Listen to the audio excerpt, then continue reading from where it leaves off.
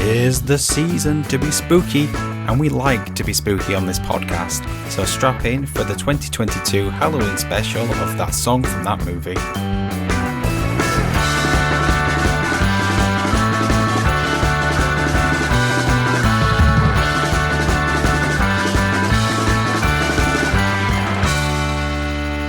My fellow Americans, the Canadians have bombed the Baldwins. All the Baldwins. All the Baldwins. Thank you for joining that song from that movie, the journey through the very best and worst of movie songs. I am your podcast for the recently deceased host, Dietrich, and we're joined by the 9,998,383,750,000th in the queue, Alex. Hopefully there'll be some sort of tribes person I can switch tickets with, although might end up with my head shrinked, I suppose. And also with us today is the man who gave me the go-ahead to finally reveal his full name, Beetlejuice. Beetlejuice is something you would have called me during our French classes, which used to happen at school. Don't say it again, though. You've already said it twice. Don't say it again. Don't be giving it out on the internet. So, wait. What came first, Beetlejuice or Candyman? I don't know. I thought you were going to say Beetlejuice or Beetlejuice. I was like, well, I made this up yesterday. You said it 3 times. Oh, God, Ben's here. In-person podcasting. First it came in your ears, and now it's coming into the living room. Oh, man. I would like to know, in the past fortnight, what have you been watching? Cha-cha-cha. I watched the film Everything, Everywhere, All at Once last night. Yeah. What do you think? I thought it was very, very, very entertaining. Good. It is good. It is amazing. I enjoyed it a lot. I wasn't sure at first, because I've obviously heard a lot of good things, and it's kind of... I mean, it's not slow, because obviously the point of the beginning is very fast-paced, but I was finding it quite hard to keep tabs on it, get to grips with what's going on, but then you kind of really warm up to everything that's happening, and it just sort of makes sense. It feels like it's all nonsense, and you realise, oh wait, there's a point. Yes. and then it's like, oh my god, how are they making this point with all of this nonsense? Yeah, it's almost like, I don't get any of this, I'm following this entirely. You just sort of all of a sudden, it becomes warm. All at once. Yeah, all at once. Exactly. Yeah, all at it once. is an absolutely... I haven't watched it yet. Oh, I just think it's one of the best films I've seen in ages. Definitely an experience that you need to put yourself through. What you do? I finally watched Last Night in Soho. I've been meaning to watch it for a while. Oh yeah, good film. Yeah, I enjoyed it. I think sometimes, because he's so well known for comedy, sometimes there'd just be the odd comedic bit thrown in. I always felt it was a bit jarring. Yes, yeah. Yeah, it's not a perfect film, but it's a good ride. Yeah. Is Last Night in Soho the one that's like Lady Joker? Lady Joker? I thought wasn't that Cruella? Lady Joker. Yeah, I don't think the actual plot of the film is Lady Joker. I know what you mean. People were talking about the vibe of the movie was the female version of Joker. I can't see that. I might be getting it mixed up with But to fame, it does sound like lazy journalism. That is quite just to compare one film to it's like the female Usual Suspects. Something Sounds like pretty that. good. Well, I went to the cinema last night, and I wondered whether or not either you guys went. I went to see Glass Onion. Right. I saw that it was a weird LFF showing at the showcase. Is that what you went to see? I saw that it was on last night. Yeah, so I went to that, which meant it had half an hour of Edith Bowman interviewing the cast beforehand, and it was painful. Yeah, because I was confused by the description of it. So it was it showed some red carpet stuff first, but then just showed the film normally. Because I was envisaging that it was you were watching them watch it on the screen at the BFI or something, some sort of surreal experience. So you saw edited down highlights in inverted commas from the gala, which was half an hour of just painful interview questions with the cast members where they wasn't allowed to speak about the film. So it was just, the costuming was great, every single one of them, and it was there was a guy next to me because it was quite full in the cinema. And he got to the very last person, and Edith Bowman was like, and now finally Daniel Craig, and the guy next to me went, thank fuck for that. Nice. We were all that guy. Yeah. As soon as it ended, he played a clip of Rian Johnson saying, look, you see an advanced preview of this film, don't tell anybody about what you see, sort of thing. Don't spoil anything. Spoil it for me, Dee. Spoil it. Yeah, because is it not going straight to Netflix? Have I got that wrong? I'm sure I saw a post of it somewhere with the word Netflix on it. Netflix have agreed to put it in cinemas for like a week. Right. Yeah. So like a week in November it will be showing, and then it's on Netflix in December.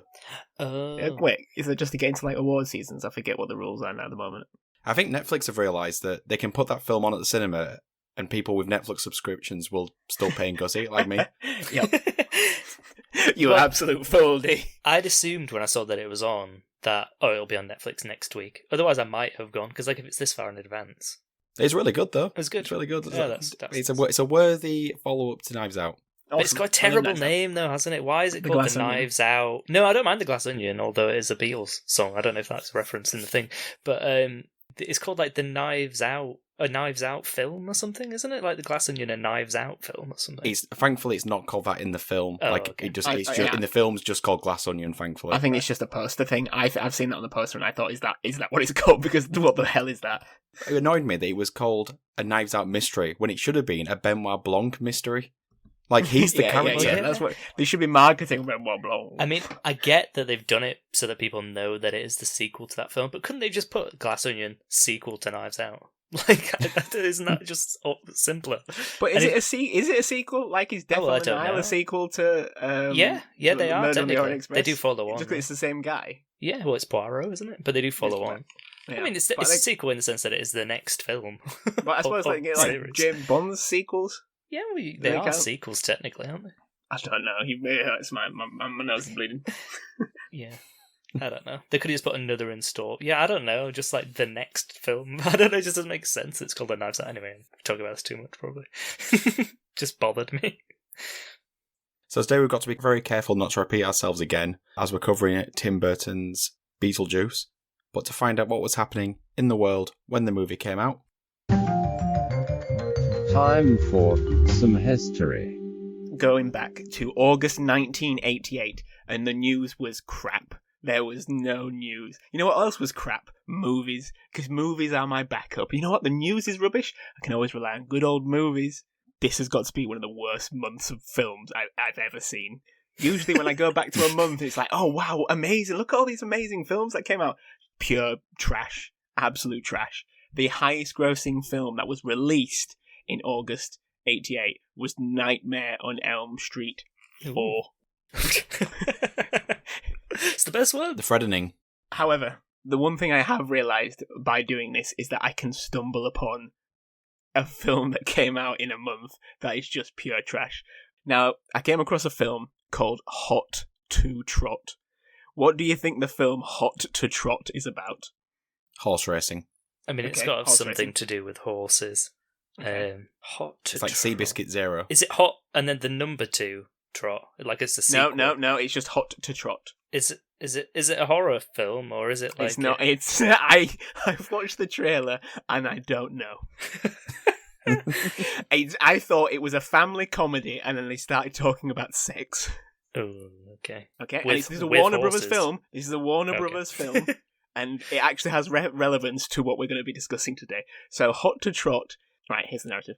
Fred P. Cheney receives as inheritance after the death of his mother a speaking horse that also has good knowledge about the stock market. With the help of this horse, Fred gains a lot at the stock market of Chicago.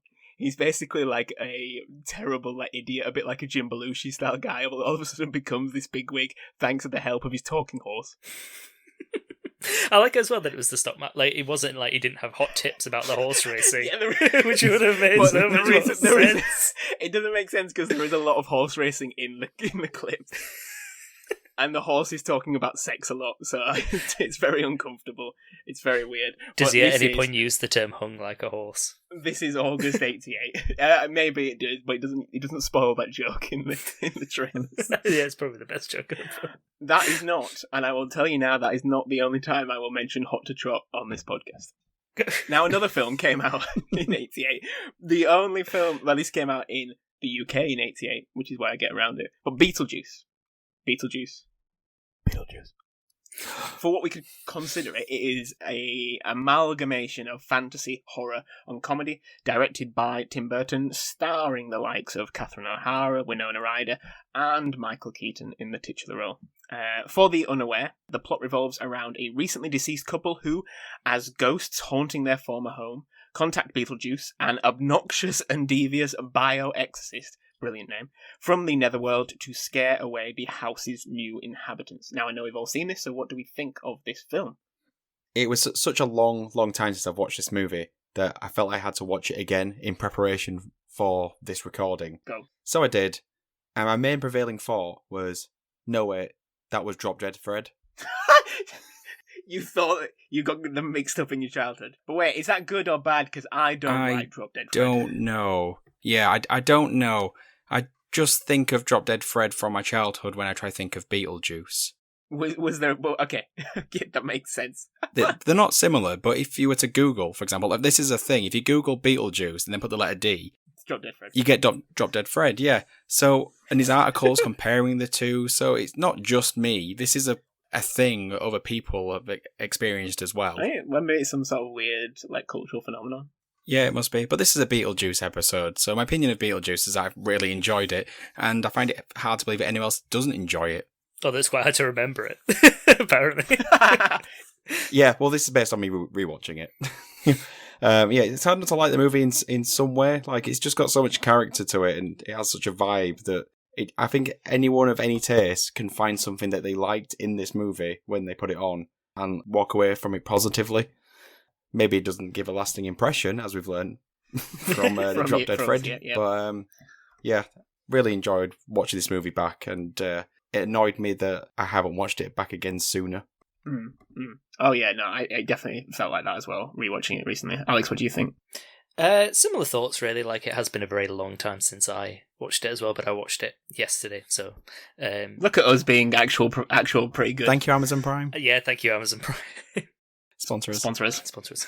I think it's just really fun, isn't it? It's probably... I think, for me, it's probably one of Tim Burton's best films. Yeah, definitely. Yeah, I think so. I think it kind of captures everything that is good about his films. Like, it's mad, it's a bit funny, and it's like... I think out of all of them, it's the one that's kind of the most surreal and, like, out of the depths of some sort of weird delirium. Like, it's all just a bit weird, but in a good way.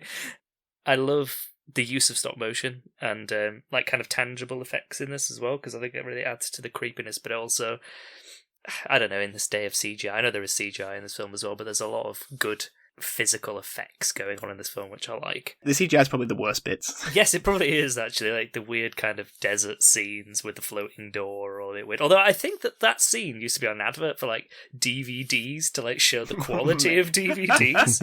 I could be wrong about that, but I feel like it was. I suppose, wait, this is 5 years before Starship Troopers, which is still the greatest CGI film of all time. But you know, we used to buy a VHS, and it used to, for a period, used to advertise DVDs on the VHS, DVD players. I'm sure that they maybe used some of this film in that. I can't remember. But it certainly reminded me of those adverts anyway. I only own one VHS, and that is Ringu, the Japanese ring, for reasons that I feel it's more cool to own it in a VHS form, because it has a point of, like, the VHS gets passed around and it has the 7 days, and people are dying for it. Yes, and it has the actual... You're just waiting to die then, is it? Well, partially. I keep watching it, but I ain't doing it. When did you watch it last? But annoyingly, like, because it even has, like, the clip that they've used in the film, like, at the start, so, it feels really eerie. But then it also has an advert for DVDs on it, which ruins the entire vibe. Does it have that one about being locked up for private, for privacy? You want to steal a car? You want to steal a car. Oh, that one, where that guy had, like, that metal, like, branding thing. Do you know the one I mean? Yeah. The best one. This is clearly such a tangent. The one when it was an advert for, like, was it Dolby or something, or THX? It has a helicopter flying through, like, a city, and it's like, mate, that's the greatest. Oh, if I saw that at the cinema, I was pumped.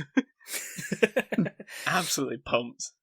Anyway, sorry, Alex. Yeah, well, that was essentially the only thing I wanted to mention was that Beetlejuice as a character was a lot pervier than I remembered him being. Yeah, I love everything in this film apart from Beetlejuice. Yeah, I mean, he's not really in it loads, is he? Like, he doesn't come in which is good. Until, like, kind of like half an hour in, and then even after that, he's barely in it. But that part I did, on rewatch, I didn't remember that was the way the character was. I remember it being a bit gross out, but I don't remember it being like openly pervy like he was. So that was something that I hadn't expected, and didn't enjoy that much. But the film on the whole, I did very much enjoy rewatching. It's weird. I think because I don't know if it's the time of when it was done, or because it's this sweet spot, I think, for Tim Burton for me, where he's just done Pee-wee's Big Adventure, which is very, very camp. And then he's about to move into Batman, which is kind of like the sort of dark noir camp still. And Beetlejuice kind of sits perfectly in the middle. Then he just goes into his dark, I think, for me, Tim Burton, where I go off him a little bit. But it's this weird kind of like surreal bend that he does things. He almost gets away with that sort of stuff. Because I kept thinking, like, could you make Beetlejuice now? Because there's quite a lot of scenes where it has like people hanging. You know, I think, and it's not necessarily like people over garishly used with makeup or something. There is just scenes of people hanging, and he really kind of twists the darkness into it. Like, it's not. It almost feels like you could watch like 3 or 4 minutes of it, or the scene that we're going on to speak about, and it feels like a family film. And then you could watch another scene, and it feels like a 15. Yeah, you know, and it's really, really weird. And I don't think there's any film that could really do that now. Like, you have to be, because of marketing is such a big thing of it now. You have to really know your audience and not skew far from that. Like, what Marvel films get like 2 curse bombs or whatever it is. You can say like shit or something like that, and that's about it. Yeah. You have to be so on the line. Whereas Beetlejuice is just all over. You have no idea where it's going, and I don't think you could do that now. What do you know? What rating it is? This film, what is it? That's a good point. Let me just look at BBFC. Because I remembered it, and like when I went to watch it, it's a 12A. Right, because I was thinking, it's like a family film, like with a few edgy moments. But no, like when you are watching it, you're like, it is all over the place. There's like points where it's like, this could be an 18, definitely. That's the thing, he uses the word fuck a lot. There's, like I say, it's a dead woman scene with scars on her wrist. You could just never do that now in like any kind of light-hearted film. You know, like with mental health progressing and like, you know, awareness of suicide. But it doesn't feel like it when you're watching it. Like, I am so aware of stuff like that. Speaking of like Last Night in Soho, like I'm so aware of when mental health is being like, and like potentially, is it ghosts or is it psychosis or something like that? But Beetlejuice, I just don't feel like that because it's so camp, and it seems to get away with it, and I don't even have that sort of niggling in my brain because it's so camp and left field, and it almost rides that perfect sweet spot. If my memory serves, they announced recently again that they're doing a sequel to Beetlejuice, so it'll be interesting to see like what rating it gets this time. The only way I think you can do it is like Heathers and having it really political commentary, and like having that, because Beetlejuice almost exists in a complete netherworld, you know, which is, but a complete like separate from reality. Whereas I think they're going to have to pull it in, because I think there's a Beetlejuice musical as well, so I don't know how they do that. Yeah. When I was watching, I was trying to think like, what is the point behind this film? Because like I was thinking, well, is it about capitalism? You know, you have these big shot, New Yorkers coming in and taking over this small rural town. They want to turn it into a theme park and stuff, which kind of makes sense as a kind of story. But then those characters, they're not evil characters, are they? Like the family that move in, they're fun, eccentric sort of Tim Burton characters, but they're not. There's no evil to them because the villain is Beetlejuice in the story, and at the very end, they're all living nicely together. So I was trying to think like what it actually is the message behind this film, or does it not need one? Is it even important? It was just quite difficult to decipher on that level, but I felt like there didn't need to be anything behind it really, because it's just sort of fun. They probably just worked backwards from the concept of having a sort of Beetlejuice character and went, right, how can we make this into a feature-length film? Because the amount of time that Beetlejuice is actually in this film is so short that they probably just had a nugget of an idea and just kept adding things around it until it reached an hour and a half. 90 minutes, which is more or less dead on, isn't it? 90 minutes. Because it's like his outfit, the black and white suit, he wears that for like 30 seconds at the end. Yeah. But if you'd have asked me before I rewatched it, I'd have just thought he's always in that. Exactly. If I was to describe him, I would say that's the thing: the green hair, the white face, and the pinstripe suit. Tim Burton wanted the film to feel like a B-movie of the 80s, you know, like those Ed Wood films, the films that he grew up on, and those films never had points. So maybe it was just the point was in the ability to have fun with it and, you know, the special effects, the cool things that you could do with it, while still having that almost schlocky style. And it had a budget of 15 million, which wasn't that much back then. Pee-wee's Big Adventure had done quite well, so they gave him a bit more, and it made 75 mil, I think, which was a good turnaround. You know, if you say you've got to at least make double back. Yeah. Originally, though, he was being offered various scripts by Warner Brothers, so he wanted to do Batman. That was supposed to be his next film, but it was taking a while to kind of to iron out the creases of that one. The film he was offered to direct was Hot to Trot. Tim Burton. Well, go back, whoever's listening, and watch the trailer for Hot to Trot, then imagine it as a Tim Burton film. Might have been quite different. But eventually he was given the script for Beetlejuice. It's one of those things I almost credit him as writing the script, but I think he was given the script. I assumed that he must have invented it, like Nightmare Before Christmas type of thing. As far as I am aware, from what I've read, he did not. Obviously was very heavy in all the special effects and, the easy style. He kind of invented the style of this, because Pee-wee's Big Adventure's not dark at all, really. And then he goes on, so you've got Batman, you've got Edward Scissorhands, and we keep going, I don't know how far into Sleepy Hollow and stuff like this in the future.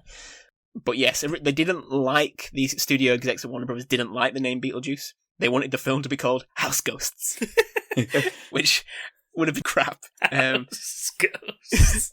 Apparently, I think in his autobiography, Tim Burton said that, almost ribbing with the studio execs, and he offered the name Scared Sheetless. And apparently, they actually considered it for a while. It's pretty good. Scared Sheetless would have been a great name. Scared Sheetless. Sheetlejuice? I don't even... It works for the pun, but I don't see the point. That sounds like something else entirely. You never want to have Sheetlejuice. No. Need to get that in the washing machine straight away. Oh, man. So yeah, I think the soundtrack's pretty iconic as well for this film.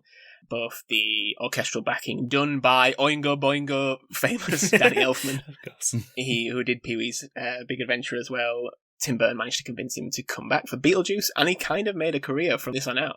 Danny Elfman didn't want to do film. He had no history or no experience really of doing movie scores. It's weird to think that he then goes on to make one of the most iconic film scores in Batman, straight afterwards, and then has made a career out of this.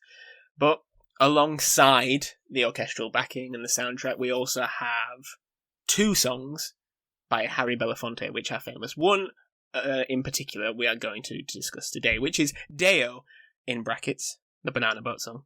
Respect the brackets. There is an honourable mention, a brief mention for the song Jump in the Line, Shake Senora. Again, respect the brackets. Which kind of bookends the film in a very brief moment of Winona Ryder floating in the air doing a little dance. But yeah, Deo, which I think is a fairly famous song. One of those where if you described it to someone, you might not realise what you're on about until you hear the iconic just Deo. I feel like it's been used on a breakfast advert before. Oh, definitely has. Yeah, I actually have a note about that. Yeah, go on, nice, go on. Every time I try to sing this song, after the Deo, I just go straight into Kellogg's Fruit and Fibre. Is that what it is? Yeah. So I knew it was on something. So, yeah, it's got to have a bowl of Kellogg's Fruit and Fibre. No, nice. Kellogg man, come and... God. they had that first line and then they were just like something, Yeah, that's true. I watched the advert back. I found it on YouTube. It's from 2001. What I obviously didn't realise at the time, when I was, 10 years old probably when this advert was airing, is that it actually mimics the sort of scene, the possession. Oh, really? Ah. Yes, the advert for Kellogg's Fruit and Fibre is a reference to Beetlejuice. Nice. Good for your colon. Good for... That was the famous tagline for Kellogg's Fruit and Fibre. Oh. Yeah, that's why I associate this song with kind of it's almost a gimmicky song in my mind. What do you think of? I quite like the song. I don't have any particular fondness necessarily for this song in its own right, only that it exists and I know it. If we're going on to talking about its use in the film, mm-hmm. I think it's just a really, really strong scene within this film that really kind of brings the fun. I mean, it is a very fun film in general, but this scene just kind of really does come out of nowhere because you've heard that they're going to try something new in terms of haunting this family, but you've got really no idea what it is or when it's going to happen, and all of a sudden this song bursts out of Catherine O'Hara, who in this scene, by the way, gives an incredible performance. Because the fact that they can all keep such a shocked, scared face while doing those dance moves, I think is credit to everybody who is in the scene, because it is truly incredible. It does sell it, doesn't it?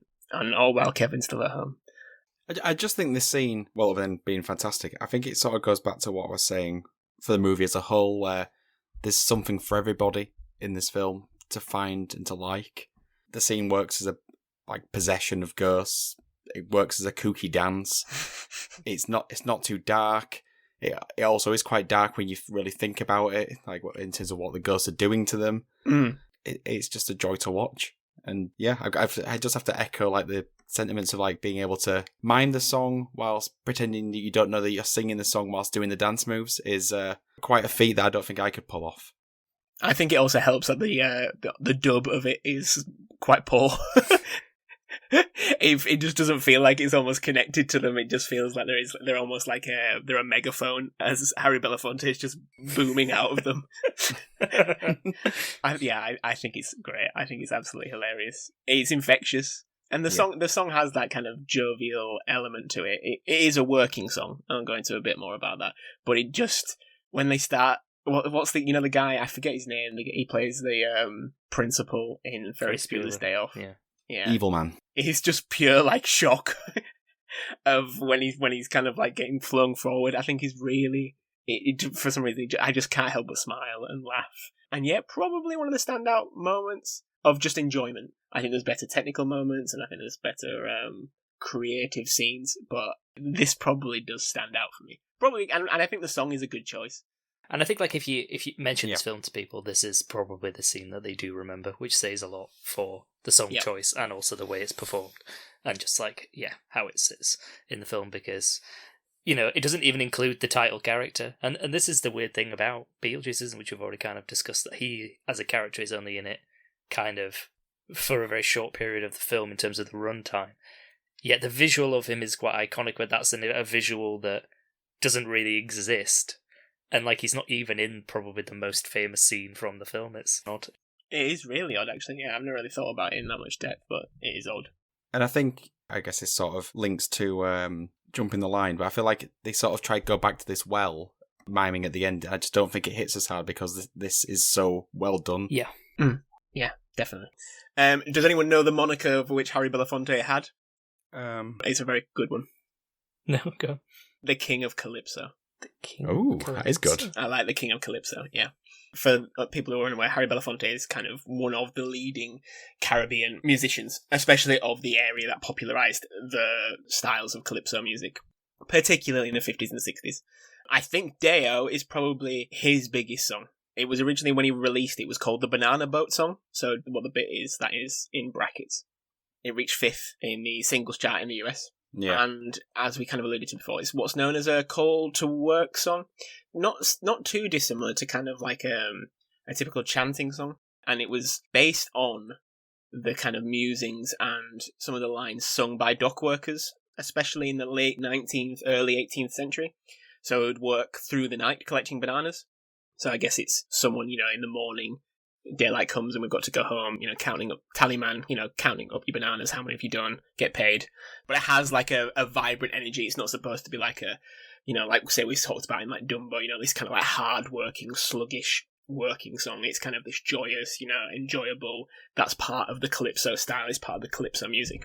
And it is, you do feel like that when you listen to it. It's very hard not to kind of like, as they're doing in the scene, dance, because it has like a beat to it and a very jive, and it feels very summery and vibrant.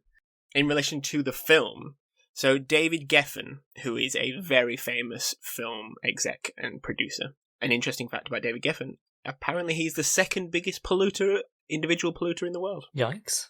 Basically because of yachts, super yachts. He owns a lot of yachts. I think he also sold his house to Jeff Bezos for like $170 million. Biggest sale of a house in California. So the guy's got money. And apparently he approached Harry Belafonte asking, could I use, in a phone call he said, could I use your music in a dark comedy about two ghosts who hire a crass freelance bioexist? And Belafonte couldn't completely wrap his brain around the film's plot. Surprisingly. But was intrigued and flattered. In an interview with Pitchfork, he said what was particularly attractive was that they wanted to use my voice. Because like a lot of songs, as we've covered of the time, so many people released this song. It just seemed like a thing of the 40s and 50s, like you wrote a song and it was just pumped out to various record producers who just got anyone and everyone to do a recording of it. So I think some various different versions of this song. There's ones by Fontaine Sisters, Steve Lawrence, Dame Shirley Bassey, one favourite of our podcast. And these have all had like top 40 like hits because the song is so good and so enjoyable. I think there's a Tarriers version, which is very successful in the US, but it was just redone and rehashed and redone. But Belafonte liked that they approached him for his version, which is probably the most famous version, is the version we all know, the one that Kellogg's ripped off. And made better. He went for yes. Apparently when they were originally doing this scene, they were just doing a lot of talking and they were going to have a possession, but they felt it was lacking something. It's just going to be maybe a jokey, I don't know, like they kind of like start doing random stuff. I don't think it was just going to be just a random... It was originally conceived as like a really spooky scene and someone went, I know just the song. It's not a million miles away. Some reports it was Catherine O'Hara who suggested Calypso would bring more energy to the scene.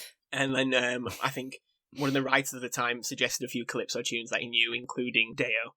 Tim Burton likes the sound of the song, so Geffen had that call with Belafonte, they used it, and that's what went into it. And that's like how it lasted. The only other song that was apparently suggested was something called If I Didn't Care by the Ink Spot. I have never heard of this and did not recognise it when I played it back on YouTube. There was also a suggestion for When a Man Loves a Woman, a replacement for the Shake Signora bit. But again, I feel like it needs to be Shake Signora. I don't know if you want to say anything about that use of that song, because again, I think it is a nice way to celebrate the end of the film. Like what I said before, it feels a bit of a rehash of the Deo scene, so yeah, it's a nice little sort of cap on the end of the movie. Yes. But it just doesn't have the lasting impression of the Deo table scene. Yeah. It's kind of like a continuity, I guess, element of it. Yeah, that's true. Yeah, it's a nice little callback moment, I suppose. I just think the way it's performed is not as fun, is it? It's kind of... I don't know, it just seems slightly out of the character of Winona Ryder as well. I think that's kind of what gets me. I know like the idea is that she's now happier, but it's it just feels a little shoehorned in the end. And I think we all know that the song is better in Paddington 2. That is true. Yeah. So everything's better in Paddington 2. Everything is better in Paddington 2. Top 5. Top 5 time, and it's me this week. So it's a simple one this week. Obviously, we haven't spoken much about Alec Baldwin. I felt like it was only right that I fix that by talking about the American royal family, the Baldwins. And I'm not accepting Alec Baldwin as an answer for this. So just name me 5 official Baldwins. Oh my god. I know for definite one other. Stephen Baldwin. Stephen Baldwin is correct. You know Stephen Baldwin? Stephen Baldwin is in one of the greatest films of all time. And I'm not saying Usual Suspects. Flintstones. No, not Flintstones. He is in a film called Sharks in Venice. Now, it is very unclear in Sharks in Venice if he's being serious or not. I think, we watched this about 8 of us last Halloween. I think he's playing it serious, but they're Sharks in Venice. Is it about actual sharks, or is it like Sharks in Venice in sort of like a mafia type thing?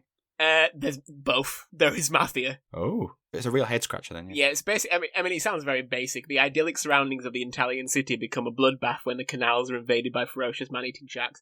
Basically, Stephen Baldwin is like an Indiana Jones style character, and there's some treasure under Venice, and his father found it, and he's trying to go back. But for some reason, there's also sharks that have been released by the mafia. It has 2.5 out of 10 on IMDb. Watch it.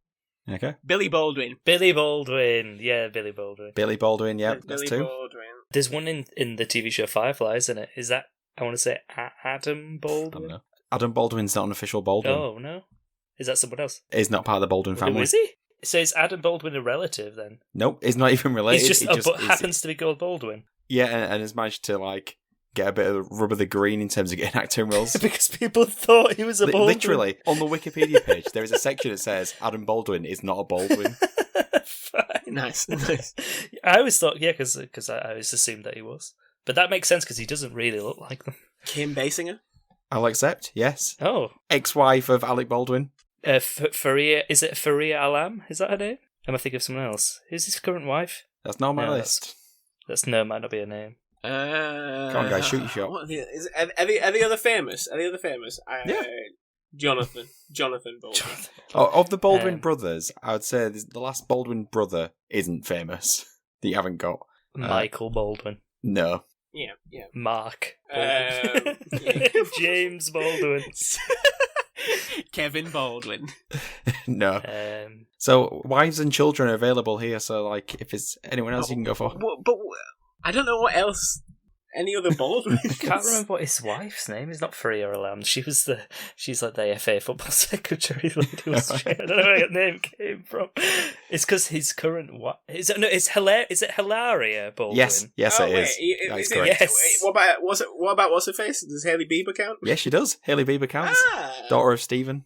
Got Stephen Baldwin, yeah, mate. Hilaria counts as she's the current wife of Alec. She's the current wife. Yes, yeah. I was like, yeah. So that's 5. You got 5. So 5. the Baldwin brother that you missed was Daniel Baldwin. No, sure. How did we not say a Daniel? Yeah. I feel like they all do get mentioned in the South Park scene, don't they? But some of the names it said. So the other ones you could have had was Isabella Hoffman, who is the former partner of Daniel, Kenya Baldwin, who's the current wife of Stephen, and China Phillips from the band Wilson Phillips, who is the wife of Billy. And in terms of the children, you got Hailey Bieber, and the other one was Island Baldwin. Island in the stream. So there's not actually that many famous, quote unquote, Baldwins, and Adam Baldwin doesn't count. Is it like the Royals? Is it like the Royals? Are they considered like working Baldwins? Maybe that's where Adam doesn't fit in. Like maybe he's like Sarah Ferguson. He's not a working Baldwin. Yeah, but he did get the corgis in. That was the top 5. That's all I could come up with. I like it. Okay, so now it's time to decide what is better, the movie or the song. Beetlejuice versus Deo. As always, Alex goes first, and he's given the pressure of picking. I think I will pick film, because I enjoy the film as a whole. I think it's very fun. I like the scene with the song. I think it's probably the strongest scene. And I do think that the song makes it, so it is a difficult choice, this, but even without that scene, the film is still very enjoyable to watch, I think. Yeah. So, for that reason, I'm going to have to go film. Cool. Ben? I remember when I said that we were doing Deo, my wife, even though she probably should have been aware that Beetlejuice came out in the 80s, she thought the song Deo was by Jason Derulo. What? Does he do the version? There's a one where it goes like, daylight come and we don't want to go home. It uses like the Deo. Mm-hmm. Yeah, it's kind of like one of those schlocky covers. It's not Jason Derulo. Jason Derulo. Jason Derulo. Jason Derulo covers all sorts. Like he covers that. What's the song by Andrea Bocelli? Like the Time to Say Goodbye. Is that Andrea Bocelli? He does a song version of that, which is hilarious. But anyway, calypso music's enjoyable, but Beetlejuice is more enjoyable. I think this is the best Tim Burton film, probably. Mate, yeah. I'm trying to think. Yeah, probably. So you got to keep it. It's not long afterwards he goes downhill quite quickly. Yeah. Big Fish is fine, but then he makes a lot of crap. I mean, Big Fish is great, not fine. Great. Yeah, to be fair, no, Big Fish is good. I'm probably not giving it the credit. I haven't seen it in a long time, but I used to love the film. But everything around it is crap. Sleepy Hollow's good. Alex doesn't sound convinced there. I think I'll agree with you guys that it's movie over song this week. I think this is one of those ones where there's an argument for the scene over the movie over the song, but that's not what this is. This is movie or song. So Stop trying to make it that, D. Stop trying to make it that. Well, ever since we did the Swiss Army Man episode, that concept of the scene, that scene from that song from that movie, has really stuck with me. Okay, so that brings an end to our Halloween special of that song from that movie. Let us know which one you think's better, the movie or the song, and you can let us know on Twitter. But Ben, what is our Twitter handle? @TSFTMPod. Thank you. You can also share this on Reddit. But Alex, what random subreddit should they share it on this week? Obviously, Robert Goulet. The Robert Goulet subreddit. I bet that is very popular. He's from a subreddit anyway, isn't he? It's good enough. So you can also help the podcast by telling all your friends, leaving a 5-star review wherever you get your podcasts, buying our merch, or signing up to be one of our Patreons. All the links for that are in the show notes. So all that's left now is do some goodbyes. So it's goodbye from myself, goodbye, and goodbye from Alex. I know just about I know just as much about the supernatural as I do about interior design. And goodbye from Ben. Think about what you're doing, Rossi. What you gonna do? Fight the sharks alone? Maybe I'll take my chances. God. Sharks in Venice. So, goodbye, everybody. Bye. Bye. Bye. You know in Sharks in Venice, the divers all speak very clearly underwater despite the breathing apparatus in their mouths.